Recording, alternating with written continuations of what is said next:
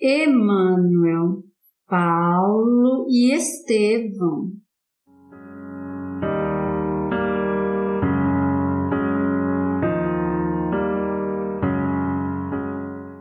Segunda parte, capítulo 9.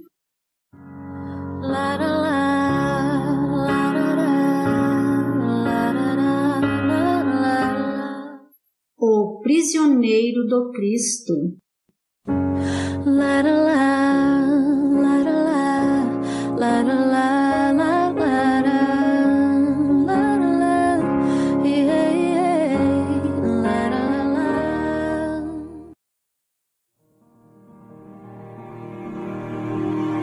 O navio de Adramítio da Mísia, em que viajam o apóstolo e os companheiros, no dia imediato toca em Sidom, repetindo-se as cenas comovedoras da véspera.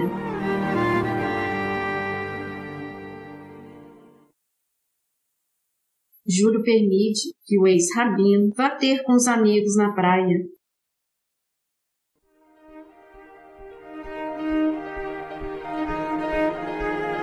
Verificando-se as despedidas entre exaltações de esperanças e muitas lágrimas.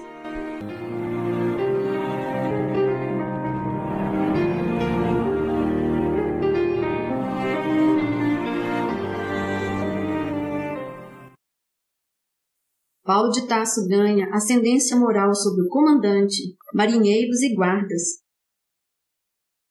Sua palavra vibrante conquista as atenções gerais. Fala de Jesus não como de uma personalidade inatingível, mas como de um mestre amoroso e amigo das criaturas, a seguir de perto a evolução e redenção da humanidade terrena desde os seus primórdios. Todos desejam ouvir dos conceitos relativamente ao Evangelho e quanto à sua projeção no futuro dos povos. A embarcação frequentemente deixa divisar paisagens gratíssimas ao olhar do apóstolo. Depois de costear a Fenícia, surgem os contornos da ilha de Chipre, de cariciosas recordações. Nas proximidades de Panfilha, exulta de íntima alegria pelo dever cumprido, e assim chega ao porto de Mira, na Lícia. É aí que Júlio resolve tomar passagem com os companheiros numa embarcação alexandrina que se dirige para a Itália. Desse modo, a viagem continua, mas com perspectivas desfavoráveis. O navio leva excesso de carga. Além de grande quantidade de trigo, tem a bordo 276 pessoas. Aproxima-se o período difícil para os trabalhos de navegação. Os ventos sopram de rijo, contrariando a rota. Depois de longos dias, ainda navegam na região do Cínido. Vencendo dificuldades extremas, conseguem tocar em alguns pontos de Creta. Observando os obstáculos da jornada e obedecendo à própria intuição, o apóstolo, confiando na amizade de Júlio, chama-o em particular e sugere um inverneio em Calói-Limenes. O chefe da coorte toma o alvitre em consideração e apresenta-o ao comandante e ao piloto, os quais o tomam por descabível. Que significa isso, centurião? Pergunta o capitão enfático, com um sorriso algo irônico. Dar crédito a esses prisioneiros? Pois estou a ver que se trata de algum plano de fuga, maquinado com sutileza e prudência. Mas seja como for, o alvitre é inaceitável, não só pela confiança que devemos ter em nossos recursos profissionais, como porque precisamos atingir o porto de Fênix para o repouso necessário.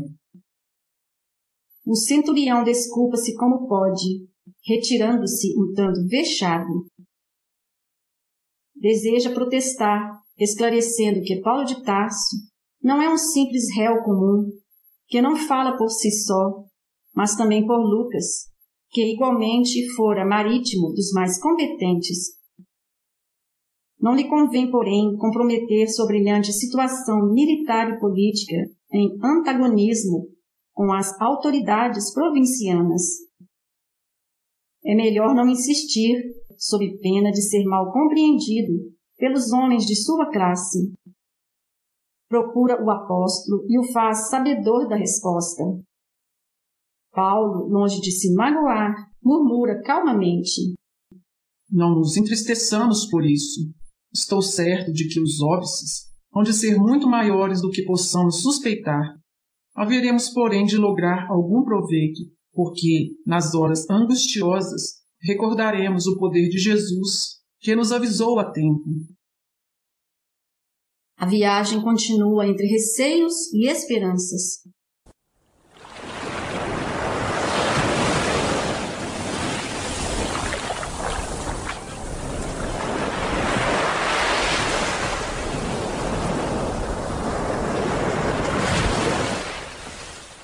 O próprio centurião está agora convencido da inoportunidade da arribada em Calói-Limenes, porque nos 2 dias que se seguiram ao conselho do apóstolo, as condições atmosféricas melhoram bastante. Logo, porém, que se fazem ao mar alto, rumo a Fênix, um furacão imprevisto cai de súbito.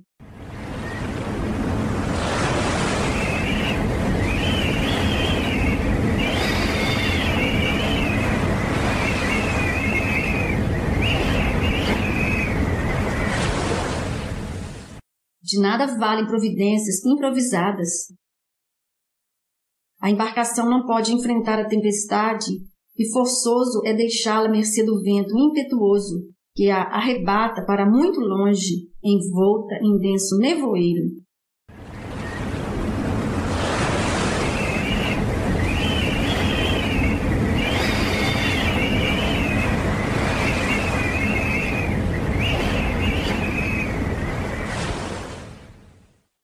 Começam, então, padecimentos angustiosos para aquelas criaturas insuladas no abismo revolto das ondas encapeladas. A tormenta parece eternizar-se. Há quase 2 semanas que o vento ruge incessante, destruidor.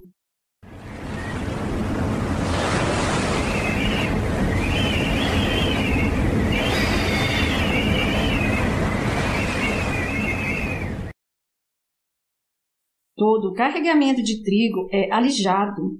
Tudo que representa excesso de peso, sem utilidade imediata, é tragado pelo monstro insaciável e rugidor. A figura de Paulo é encarada com veneração. A tripulação do navio não pode esquecer o seu alvitre.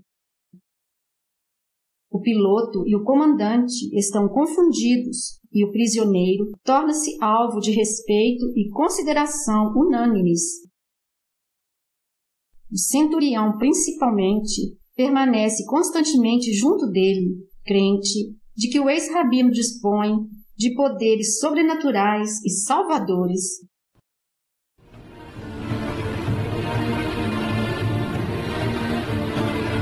O abatimento moral e o enjoo espalham o desânimo e o terror.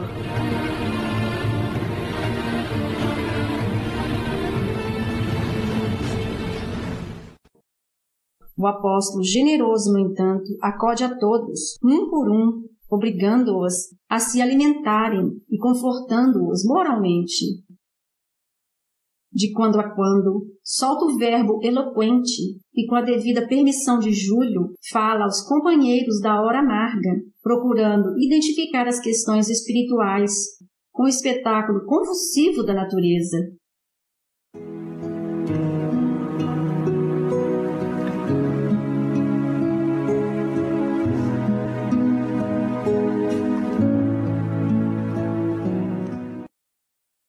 Irmãos, diz em voz alta para a assembleia estranha que o ouve trânsida de angústia. Eu creio que tocaremos breve a terra firme. Entretanto, assumamos o compromisso de jamais olvidar a lição terrível desta hora. Procuraremos caminhar no mundo qual marinheiro vigilante que, ignorando o momento da tempestade, guarda certeza da sua vinda.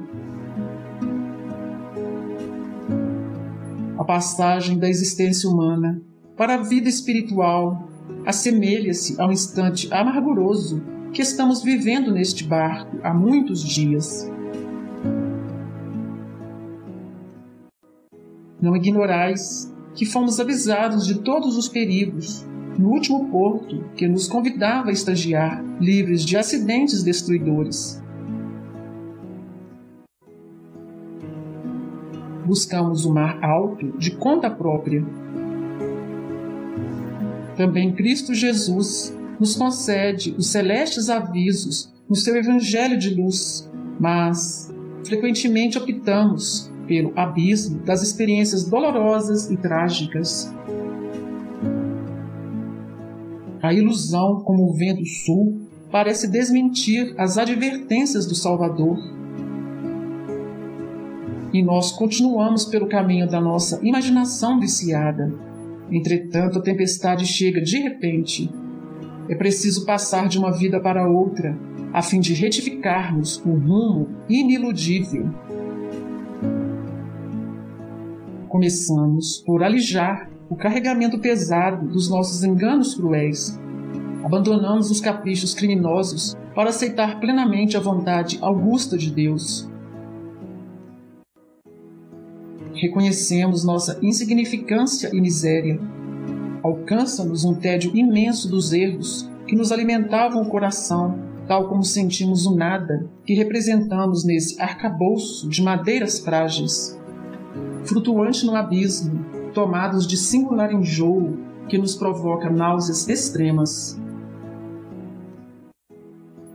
O fim da existência humana é sempre uma tormenta como esta, nas regiões desconhecidas do mundo interior, porque nunca estamos apercebidos para ouvir as advertências divinas e procuramos a tempestade angustiosa e destruidora pelo roteiro de nossa própria autoria. A assembleia amedrontada ouve-lhe os conceitos, empolgada de inominável pavor. Observando que todos se abraçam, confraternizando-se na angústia comum, continua.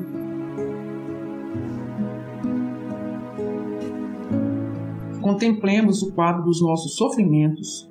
Vede como o perigo ensina a fraternidade imediata.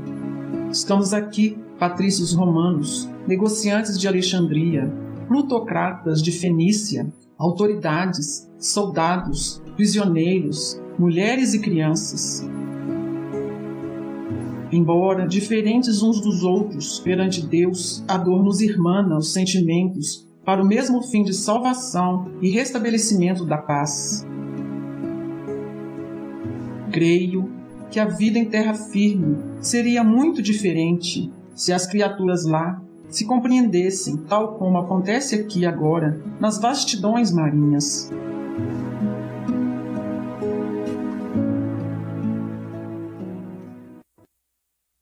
Alguns sopitam o despeito, ouvindo a palavra apostolar, mas a grande maioria cerca-se, reconhecendo-lhe a inspiração superior e desejosa de confungir-se à sombra da sua virtude heróica.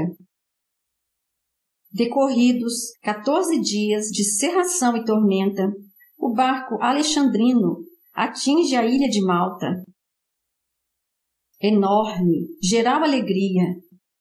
Mas o comandante, ao ver afastado o perigo e sentindo-se humilhado com a atitude do apóstolo durante a viagem, sugere a 2 soldados o assassínio dos prisioneiros de Cesareia antes que possam evadir-se.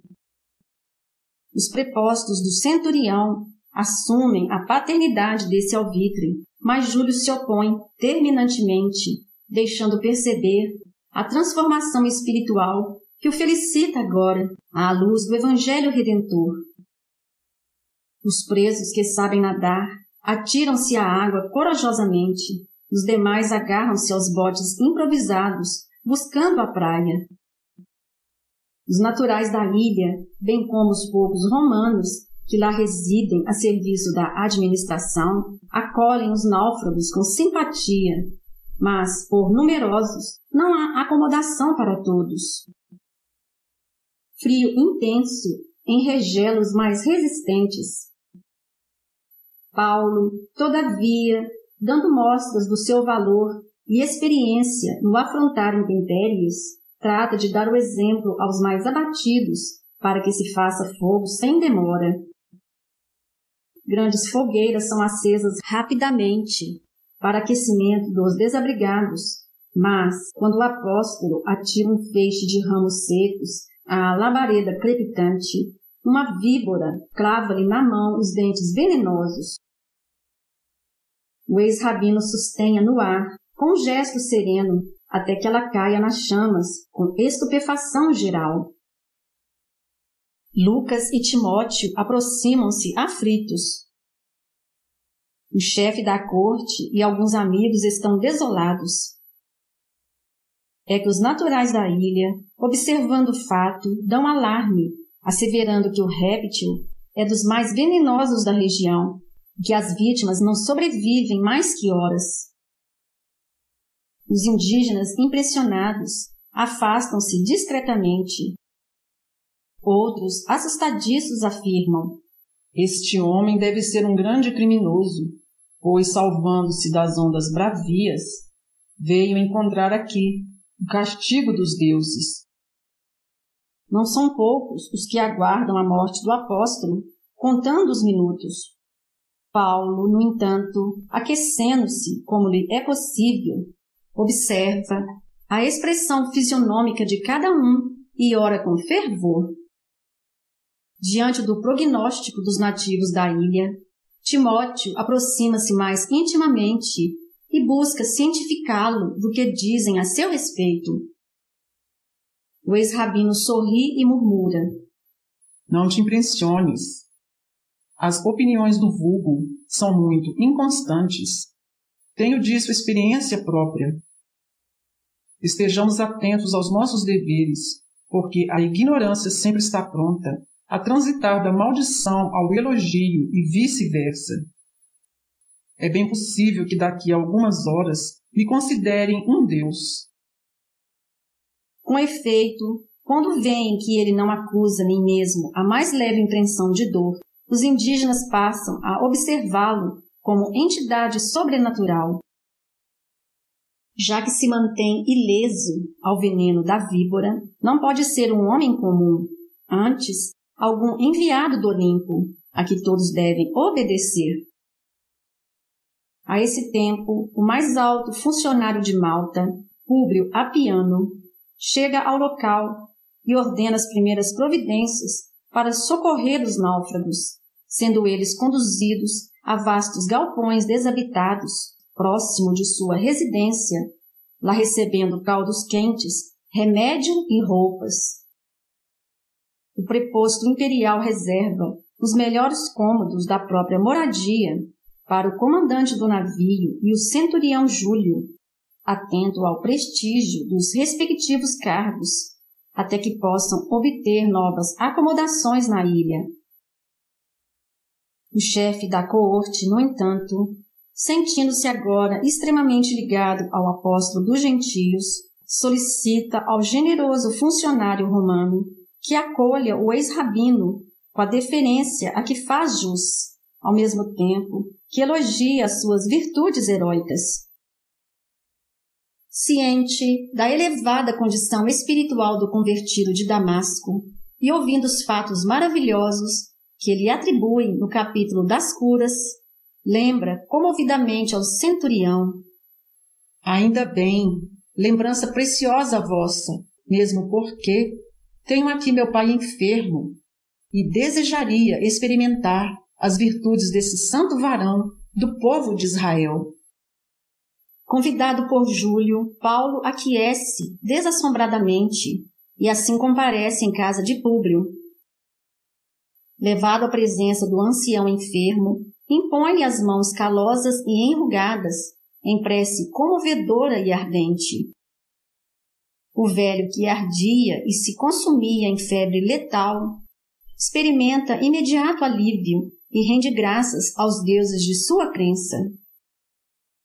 Tomado de surpresa, Públio Apiano o vê levantar-se, procurando a destra do benfeitor para um ósculo santo.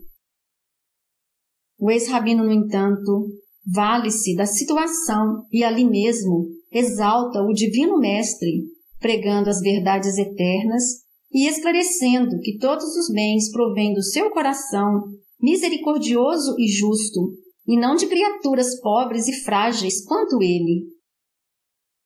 O preposto do império quer conhecer o evangelho imediatamente. Arrancando das dobras da túnica em frangalhos os pergaminhos da Boa Nova, único patrimônio que lhe ficara nas mãos, depois da tempestade, Paulo de Tarso passa a exibir os pensamentos e ensinos de Jesus, quase com orgulho. Públio ordena que o documento seja copiado e promete interessar-se pela situação do apóstolo, utilizando suas relações em Roma, a fim de lhe conseguir a liberdade. A notícia do feito espalha-se em poucas horas. Não se fala de outra coisa, senão do homem providencial que os deuses haviam mandado à ilha, para que os doentes fossem curados e o povo recebesse novas revelações. Com a complacência de Júlio, o ex-rabino e os companheiros obtêm um velho salão do administrador, onde os serviços evangélicos funcionam regularmente durante os meses do inverno rigoroso. Multidões de enfermos são curados. Velhos misérrimos na claridade dos tesouros do Cristo alcançam novas esperanças. Quando volta a época da navegação, Paulo já havia criado em toda a ilha uma vasta família cristã, cheia de paz e nobres realizações para o futuro.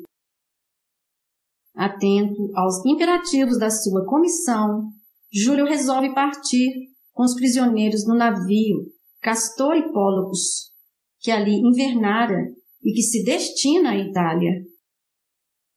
No dia do embarque, o apóstolo tem a consolação de aferir o interesse afetuoso dos novos amigos do Evangelho, recebendo sensibilizado manifestações de fraternal carinho. A bandeira augusta do Cristo também ali fica, desfraldada para sempre. O navio demanda a costa italiana, debaixo de ventos favoráveis.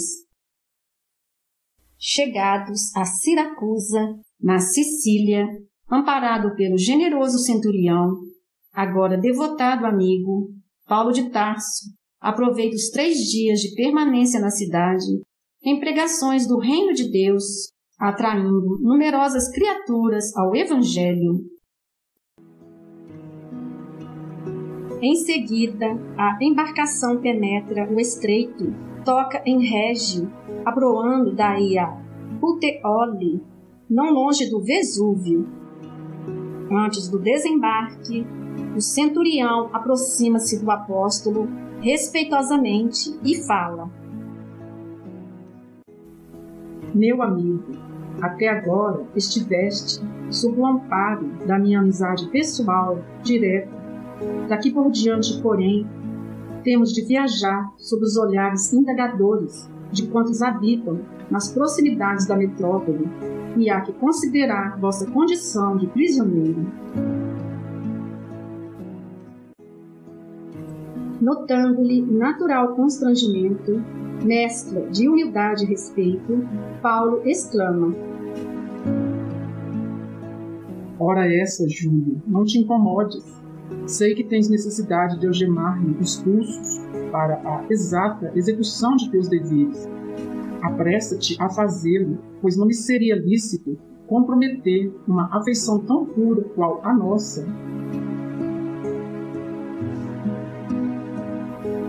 O chefe da coorte tem os olhos molhados, mas, retirando as algemas da pequena bolsa, acentua: Disputo a alegria de ficar convosco, quisera ser como vós, um prisioneiro do Cristo. Paulo estende a mão, extremamente comovido, permanecendo ligado ao centurião, sob o olhar carinhoso dos 3 companheiros.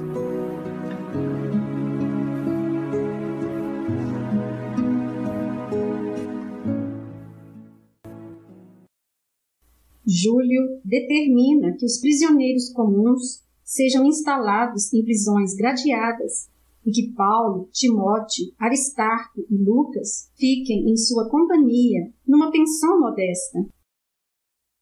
Em face da humildade do apóstolo e de seus colaboradores, o chefe da coorte parece mais generoso e fraternal. Desejoso de agradar ao velho discípulo de Jesus, manda sindicar imediatamente se em Puzoles havia cristãos e, em caso afirmativo, que fossem à sua presença para conhecerem os trabalhadores da semeadura santa. O soldado incumbido da missão, daí a poucas horas, traz consigo um generoso velhinho de nome Cesto Flacos, cuja fisionomia transborda a mais viva alegria. Logo à entrada, aproxima-se do velho apóstolo e oscula-lhe as mãos, regando-as de lágrimas, em transportes de espontâneo carinho. Estabelece-se imediatamente consoladora palestra de que Paulo de Tarso participa comovido.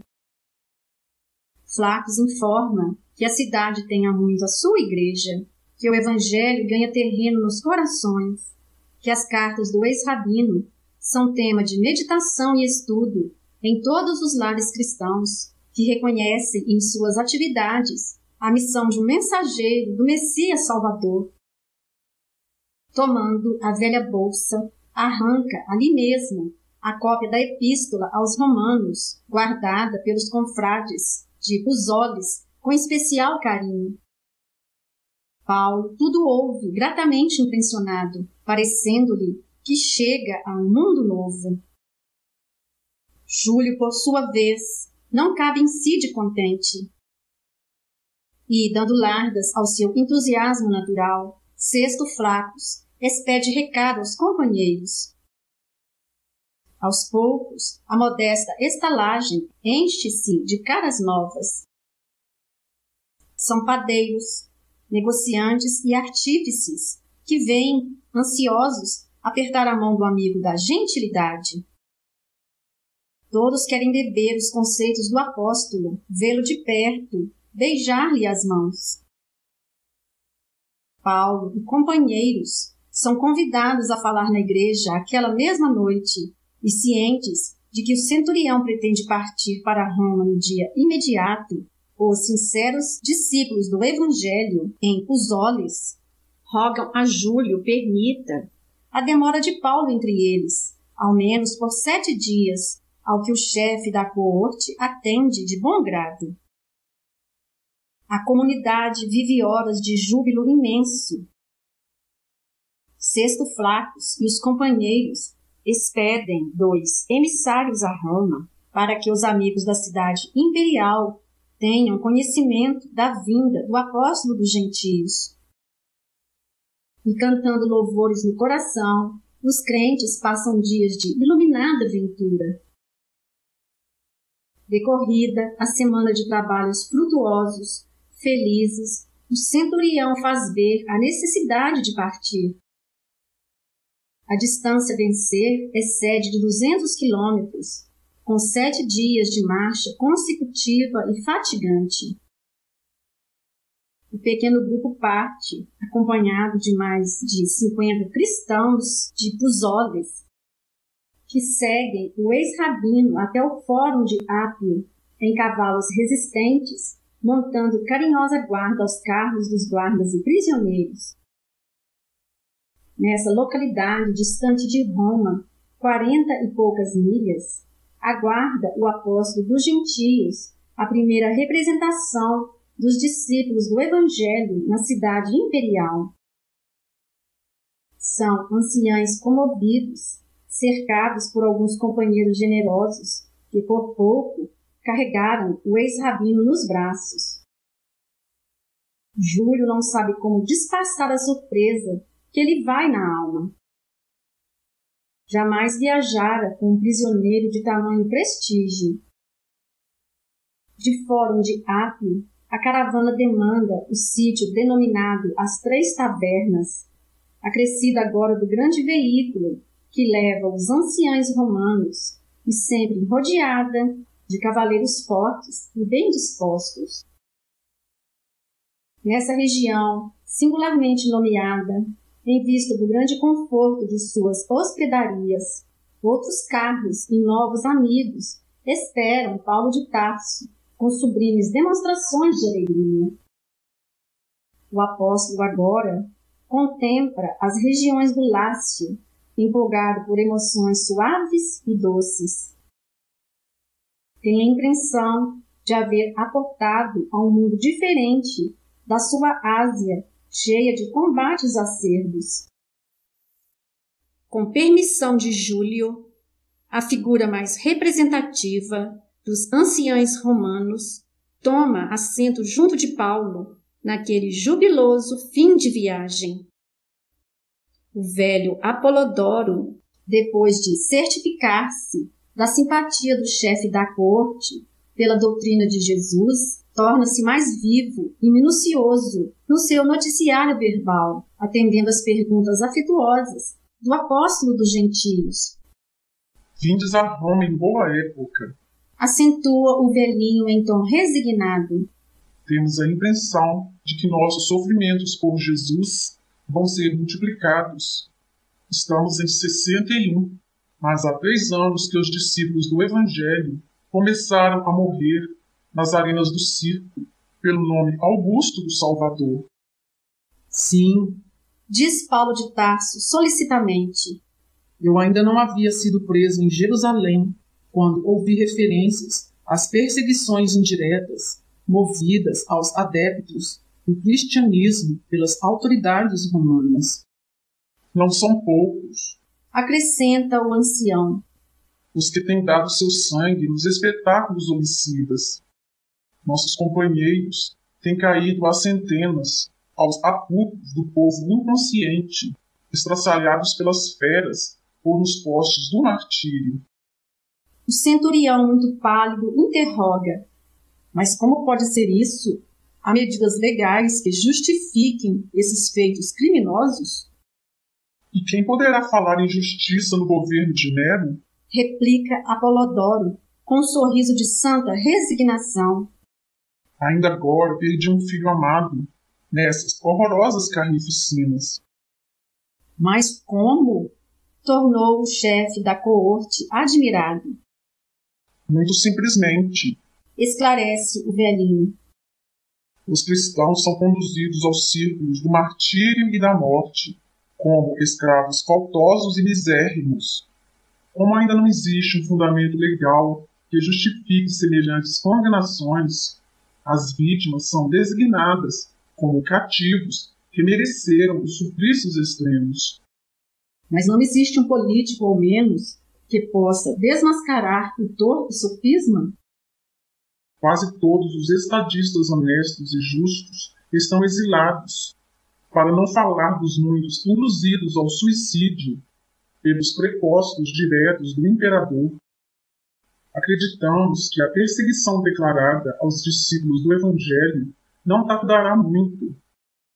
A medida tem sido retardada somente pela intervenção de algumas senhoras convertidas a Jesus, que tudo tem feito pela defesa de nossos ideais. Não fora isso, talvez a situação se revelasse mais dolorosa. Precisamos negar a nós mesmos e tomar a cruz. Exclama Paulo de Tarso, compreendendo o rigor dos tempos.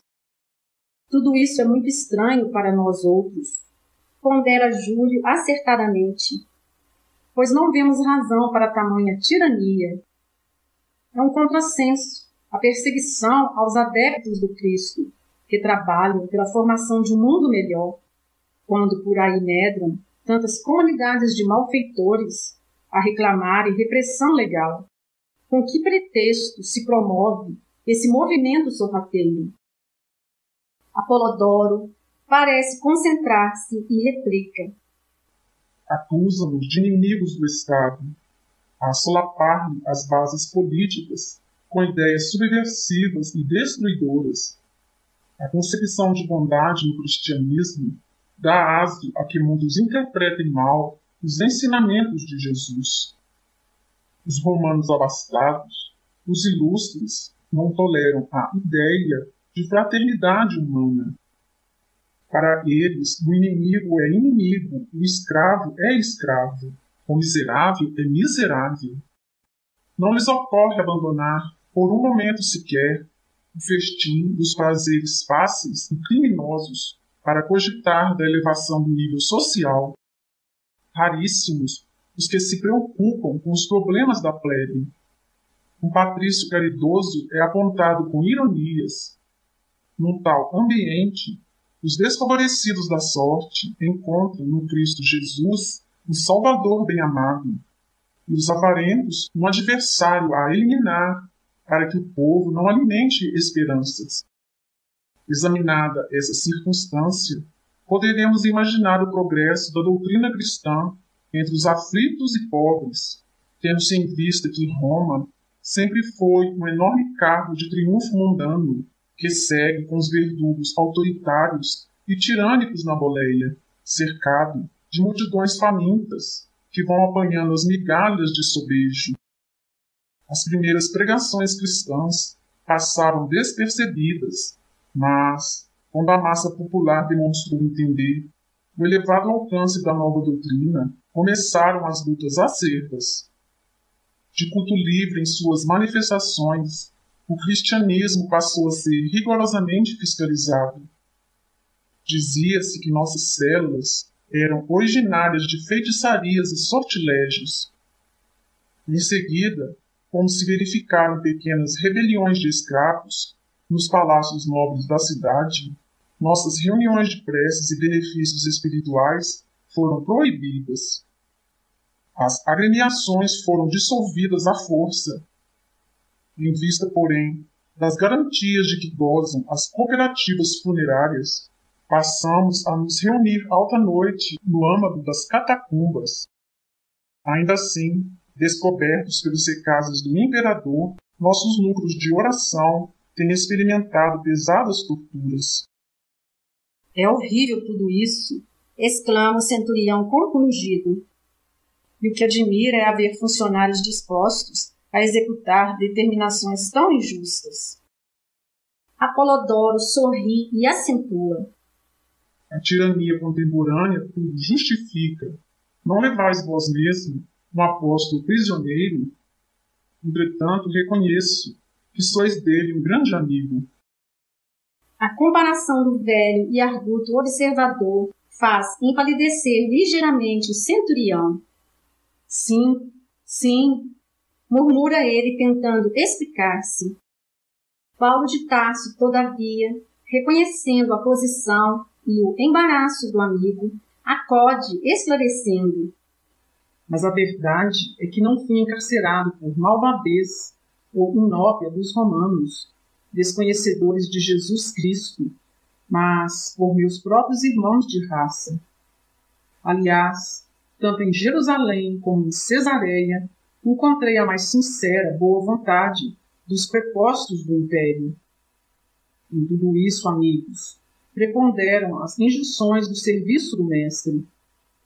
Para o êxito indispensável dos seus esforços remissores, os discípulos não poderão caminhar no mundo sem as marcas da cruz. Os interlocutores entreolham-se satisfeitos. A explicação do apóstolo vem elucidar completamente o problema. O grupo numeroso alcança Alba Longa, onde novo contingente de cavaleiros espera o valoroso missionário. Daí até Roma, a caravana move-se mais vagarosa, experimentando sublimadas sensações de alegria. Paulo de Tarso, muito sensibilizado, admira a beleza singular das paisagens desdobradas ao longo da Via Ápia. Mais alguns minutos e os viajores atingem a porta capena, onde centenas de mulheres e crianças aguardam o apóstolo. É um quadro comovente. O cortejo para que os amigos o abracem. Eminentemente emocionado, o centurião acompanha a cena inesquecível, contemplando anciãs de cabelos nevados, osculando as mãos de Paulo com infinito carinho.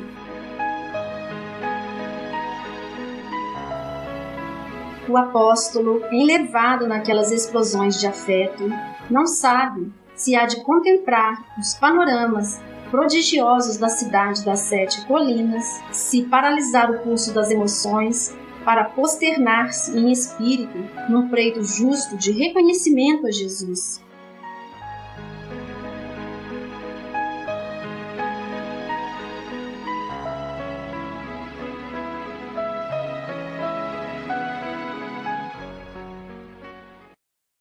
Obedecendo às ponderações amigas de Apolodoro, o grupo dispersa-se.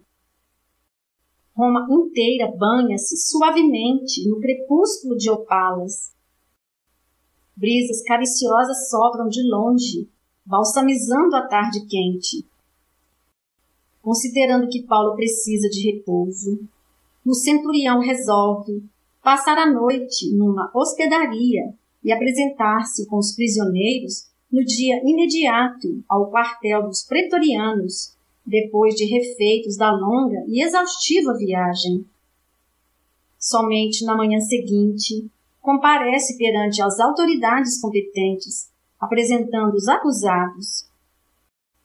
Feliz expediente este, porque o ex-rabino sente-se perfeitamente reconfortado. Na véspera, Lucas, Timóteo e Aristarco separam-se dele, a fim de se instalarem na companhia dos irmãos de Ideal, até poderem fixar a sua posição. O centurião de Cesareia encontra no quartel da Via Nomentana altos funcionários que podem perfeitamente atendê-lo, com referência ao assunto que o traz à capital do império, mas faz questão de esperar o general Burrus, amigo pessoal do imperador, e conhecido por suas tradições de honestidade, no intuito de esclarecer o caso do apóstolo. O general o atende com presteza e solicitude e fica suficientemente informado da causa do ex-rabino, tanto quanto dos seus antecedentes pessoais e das lutas e sacrifícios que vem amargurando. Promete estudar o caso com maior interesse, depois de guardar solícito os pergaminhos remetidos pela justiça de Cesareia. Na presença do apóstolo, afirma ao centurião que, caso os documentos provem a cidadania romana do acusado, ele poderá gozar das vantagens da custódia libera, passando a viver fora do cárcere, apenas acompanhado por um guarda, até que a magnanimidade do César decida o seu recurso. Paulo é recolhido à prisão com os demais companheiros, como medida preliminar ao exame da documentação trazida. Júlio despede-se comovido. Os guardas abraçam o ex-rabino, contristados e respeitosos. Os altos funcionários do quartel acompanham a cena com indisfarçável surpresa. Prisioneiro algum havia ali entrado até então, com tamanhas manifestações de carinho e apreço. Depois de uma semana em que lhe fora permitido o contato permanente com Lucas, Aristarco e Timóteo, o apóstolo recebe ordem para fixar residência nas proximidades da prisão, privilégio conferido pelos seus títulos, embora obrigado a permanecer sob as vistas de um guarda policial, até que o seu recurso seja definitivamente julgado. Auxiliado pelos confrades da cidade, Lucas aluga um aposento humilde na Via Nomentana, para lá se transferindo o valoroso pregador do Evangelho, cheio de coragem e confiança em Deus. Longe de esmorecer diante dos obstáculos, continua redigindo epístolas consoladoras e sábias às comunidades distantes. No segundo dia de sua nova instalação, recomenda aos 3 companheiros procurem trabalho para não serem pesados aos irmãos, explicando que ele, Paulo, viveria do pão dos encarcerados, como era justo, até que César pudesse atender ao seu apelo. Assim o faz, de fato, e diariamente lá se vai às grades do calabouço, onde toma sua ração alimentar. Aproveita então essas horas de convivência com os celerados ou com as vítimas da maldade humana para pregar as verdades confortadoras do reino, ainda que algemados. Todos o ouvem em deslumbramento espiritual, jubilosos com a notícia de que não se encontram desamparados pelo Salvador. São criminosos do Esquilino, bandidos das regiões provincianas, malfeitores de Suburra, servos ladrões entregues à justiça pelos senhores para a necessária regeneração e pobres perseguidos pelo despotismo da época, que sofrem a terrível influência dos vícios da administração. A palavra de Paulo de Tarso atua como bálsamo de santas consolações. Os prisioneiros ganham novas esperanças e muitos se convertem ao Evangelho, como Onésimo, o escravo regenerado, que passa a história do cristianismo na carinhosa epístola a Filemon. No terceiro dia da nova situação, Paulo de Tarso chama os amigos para resolver determinados empreendimentos que julga indispensáveis. Encarece a diligência de um entendimento com os israelitas. Precisa transmitir-lhes as claridades da Boa Nova. No entanto, é impossível no momento uma visita à sinagoga.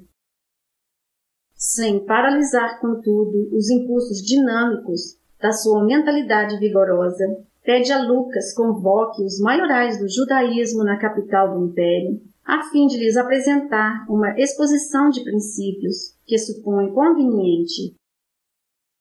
Na mesma tarde, grande número de anciães de Israel comparecem no seu aposento. Paulo de Tarso expõe as notícias generosas do reino de Deus, esclarece a sua posição, refere-se às preciosidades do Evangelho. Os ouvintes mostram-se algo interessados, mas, ciosos de suas tradições, acabam tomando atitude reservada e duvidosa. Quando termina a oração entusiástica, o rabi Menandro exclama em nome dos demais: Vossa palavra merece nossa melhor consideração. Entretanto, amigo, ainda não recebemos nenhuma notícia da Judéia a vosso respeito. Temos, todavia, algum conhecimento desse Jesus, a quem vos referis com ternura e veneração. Fala-se dele em Roma como de um revolucionário criminoso, que mereceu o suplício reservado aos ladrões e malfeitores em Jerusalém. Sua doutrina é havida por contrária à essência da lei de Moisés. Sem embargo, desejamos sinceramente ouvir-vos sobre o novo profeta, com a calma necessária. Por outro lado, é justo que não sejamos nós apenas os ouvintes dessas notícias singulares. Convém que vossos conceitos sejam dirigidos à maioria dos nossos irmãos, a fim de que os julgamentos isolados não prejudiquem os interesses do conjunto. Paulo de Tarso percebe a sutileza da observação e pede que marquem o dia da pregação a uma assembleia maior, alvitre esse que é recebido pelos velhos judeus com justo interesse. No dia aprazado, vasta aglomeração de israelitas comprime-se e desborda do quarto humilde onde o ex-rabino monta a nova tenda de trabalhos evangélicos. Ele prega a lição da Boa Nova e explica pacientemente a missão gloriosa de Jesus, desde a manhã até a tarde. Alguns raros irmãos de raça parecem compreender os novos ensinamentos, enquanto a maioria se entrega a interpelações ruidosas e a polêmicas estéreis. O apóstolo recorda o tempo de suas viagens, vendo ali a repetição exata das cenas irritantes das sinagogas asiáticas, onde os judeus se empenham em combates acérrimos. À noite, avizinha-se e as discussões prosseguem acaloradas. O sol despede-se da paisagem, dourando o cume das colinas distantes.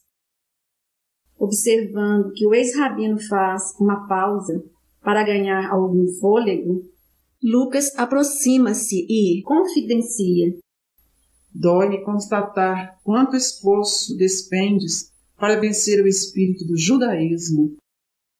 Paulo de Tarso medita alguns momentos e responde. Sim, verificar a rebeldia voluntária dá enfado ao coração. Contudo, a experiência do mundo tem me ensinado a discernir, de algum modo, a posição dos espíritos. Há duas classes de homens para as quais se torna mais difícil o contato renovador de Jesus.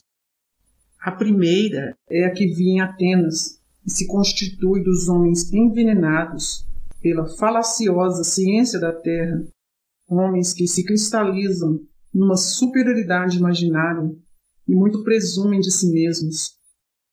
São estes, a meu ver, os mais infelizes.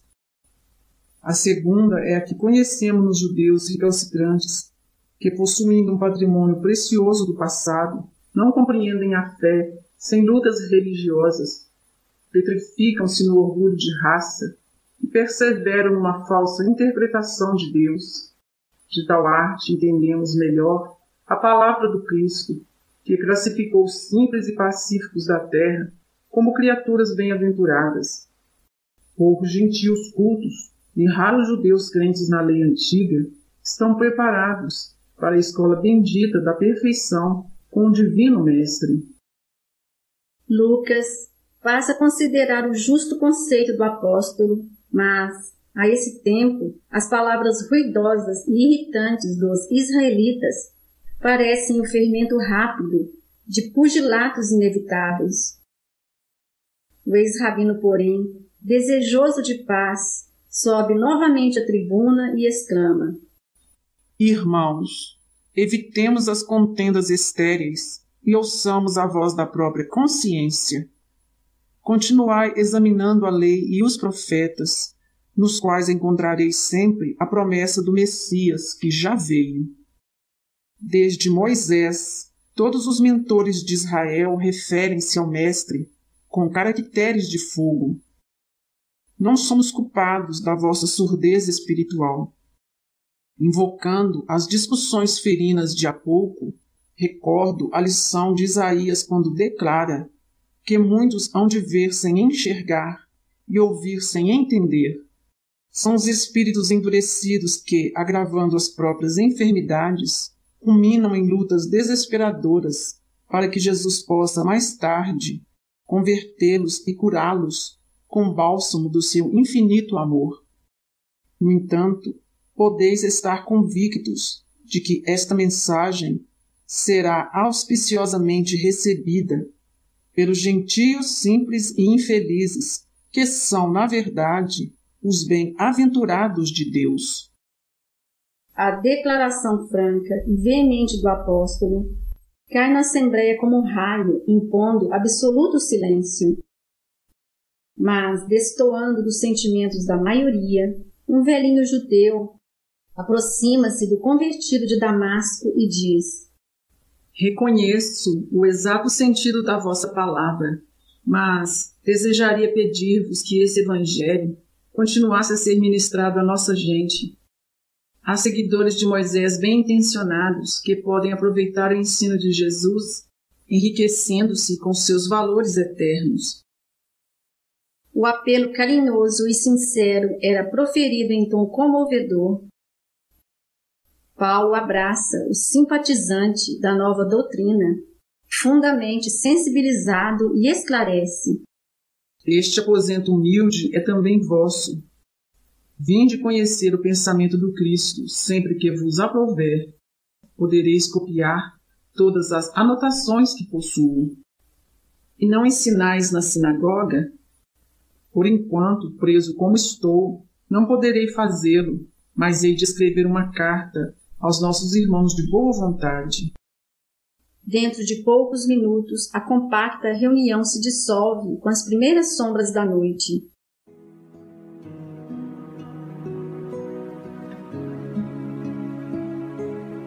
Daí por diante, aproveitando as últimas horas de cada dia, os companheiros de Paulo veem que ele escreve um documento a que se dedica com profunda atenção.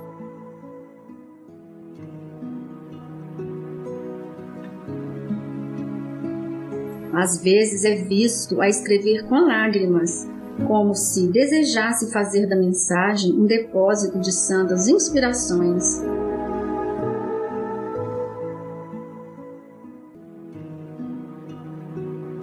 Em 2 meses, entrega o trabalho a Aristarco para copiá-lo, dizendo: Esta é a Epístola aos Hebreus. Fiz questão de grafá-la, valendo-me dos próprios recursos, pois que a dedico aos meus irmãos de raça, e procurei escrevê-la com o coração.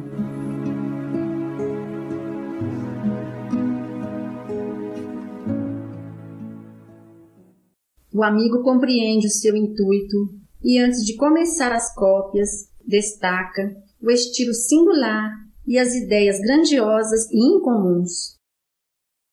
E Paulo continua trabalhando incessantemente a benefício de todos. A situação como prisioneiro é a mais confortadora possível. Faz-se benfeitor desvelado de todos os guardas que lhe testemunham o esforço apostólico. A uns alivia o coração com as alegrias da boa nova, a outros cura moléstias crônicas e dolorosas. Frequentemente, o benefício não se restringe ao interessado, porque os legionários romanos lhe trazem os parentes, os afeiçoados e os amigos, para se beneficiarem ao contato daquele homem, dedicado aos interesses de Deus. Logo, ao 3º dia, deixa de ser algemado, porque os soldados dispensam a formalidade, apenas guardando-lhe a porta como simples amigos.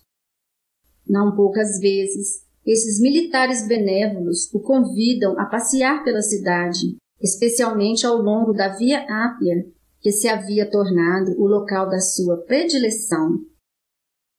Sensibilizado, o apóstolo agradece essas provas de condescendência. Os benefícios do seu convívio tornam-se dia a dia mais evidentes. Impressionados com a sua palestra educativa e com suas maneiras atenciosas, muitos legionários, antes relapsos e negligentes, transformam-se em elementos úteis à administração e à sociedade. Os guardas começam a disputar o serviço de sentinela ao seu aposento, e isso lhe vale pelo melhor atestado de valor espiritual. Visitado incessantemente por irmãos e emissários das suas igrejas queridas, da Macedônia e da Ásia, prossegue desdobrando energias na tarefa de amorosa assistência aos amigos e colaboradores distantes, mediante cartas inspiradíssimas. Havia quase 2 anos que o seu recurso a César jazia esquecido nas mesas dos juízes displicentes, quando sobrevém um acontecimento de magna importância. Certo dia, um legionário amigo leva ao convertido de Damasco, um homem de feições másculas e enérgicas, aparentando 40 anos mais ou menos. Trata-se de Acácio Domício, personalidade de grande influência política e que, de algum tempo, tinha cegado em misteriosas circunstâncias. Paulo de Tarso o acolhe com bondade e depois de impor-lhe as mãos, esclarecendo-o sobre o que Jesus deseja de quantos lhe aproveitam a munificência, exclama comovidamente: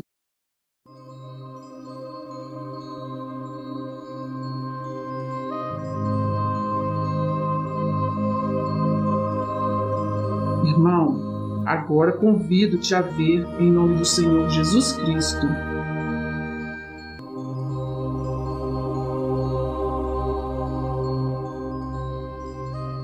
Vejo! Grita o romano tomado de júbilo infinito e logo, num movimento instintivo, ajoelha-se em pranto e murmura: Vosso Deus é verdadeiro.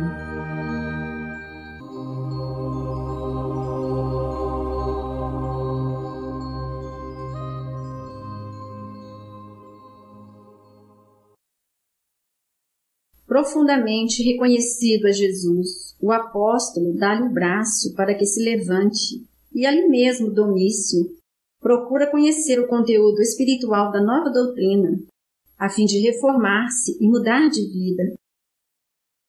Solícito, anota logo as informações relativas ao processo do ex-rabino, acentuando ao despedir-se: Deus me ajudará para que possa retribuir o bem que me fizestes. Quanto à vossa situação, não duvideis do desfecho merecido, porque na próxima semana teremos resolvido o processo com a absolvição de César.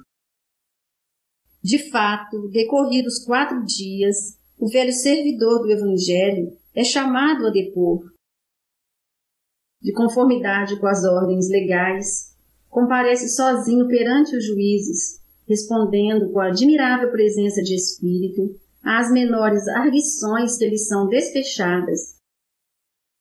Os magistrados patrícios verificam a inconsistência do libelo, a infantilidade dos argumentos apresentados pelo Sinédrio, e não só atendendo à situação política de Acácia, que empenhara no feito os bons ofícios de que podia dispor, como pela profunda simpatia que a figura do apóstolo desperta, instruem o processo com os mais nobres pareceres, restituindo-o, por intermédio de Domício, para o veredito do imperador. O generoso amigo de Paulo alegra-se com a vitória inicial, convencido da próxima liberdade do seu benfeitor. Sem perda de tempo, mobiliza as melhores amizades, entre as quais conta com Popéia Sabina, conseguindo afinal a absolvição imperial. Paulo de Tarso recebe a notícia com votos de reconhecimento a Jesus. Mais que ele próprio, rejubilam-se os amigos que celebram o acontecimento com expansões memoráveis. O convertido de Damasco, entretanto, não vê nisso tão só um motivo de alegria pessoal, mas a obrigação de intensificar a difusão do Evangelho de Jesus. Durante um mês, no princípio de 63, visita as comunidades cristãs de todos os bairros da capital do Império. Sua presença é disputada por todos os círculos, que o recebem entre carinhosas manifestações de respeito e de amor pela sua autoridade moral. Organiza planos de serviço para todas as igrejas domésticas que funcionam na cidade e depois de inúmeras prédicas gerais nas catacumbas silenciosas, o incansável trabalhador resolve partir para a Espanha. Debalde intervém os colaboradores, rogando que desista. Nada o demove. Já muito alimenta o desejo de visitar o extremo do Ocidente e, caso seja possível, deseja morrer convicto de haver levado o Evangelho aos confins do mundo.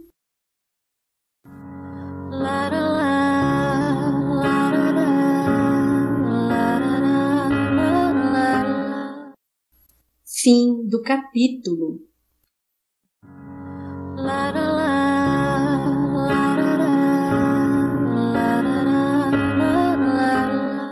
Ave Jesus, Deus seja conosco.